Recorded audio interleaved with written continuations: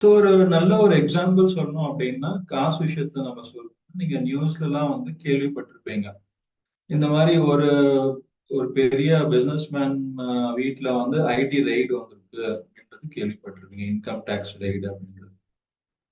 So அது ஏன் raid வந்திருக்கு அப்படின்னா அவங்க கிட்ட காசு நிறைய இருக்கும். பட் அதை அவங்க உபயோகப்படுத்தாம அது ஒரே அந்த ஒரு எனர்ஜி வந்து ஸ்டக் ஆயிட்டு இருக்கும். ரொம்ப காசு இருக்கும், அது நிறைய பேருக்கு அது தேவைப்படுற மாதிரி இருக்கும். பட் வந்து அவங்களும் யூஸ் பண்ண மாட்டாங்க, மத்தவங்களையும் அதை யூஸ் பண்ண விட மாட்டாங்க. ஸோ அந்த எனர்ஜி என்ன ஆகுது, அந்த மணி எனர்ஜி வந்து ஸ்டக் ஆயிருது. ஸோ லிட்டரலி அதுக்கப்புறம் என்ன ஆகும்னா அந்த ரிசோர்சஸ் யூஸ் பண்றதுக்காக அந்த இன்கம் டேக்ஸ் ரேட் போயிட்டு அந்த மணி சர்க்குலேஷன் வந்து அதுல இருந்து ரிலீஸ் ஆகும்.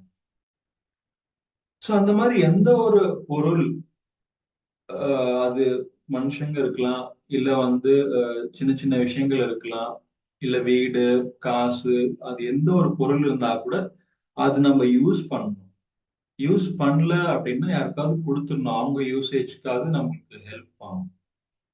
பட் நம்ம யாருக்கும் கொடுக்காம நம்மளும் யூஸ் பண்ணாம அந்த ரிசோர்சஸ் வேஸ்ட் பண்றோம் அப்படின்னா அது வந்து யுனிவர்சல் லாக்கு அகெயின்ஸ்ட். ஸோ அதுக்கப்புறம் என்ன என்ன என்ன ஆகும்னா யூஸ் ஆர் லூஸ். ஒண்ணு நம்ம அதை யூஸ் பண்ணுவோம், இல்ல அது நம்மள விட்டு போயிடும்.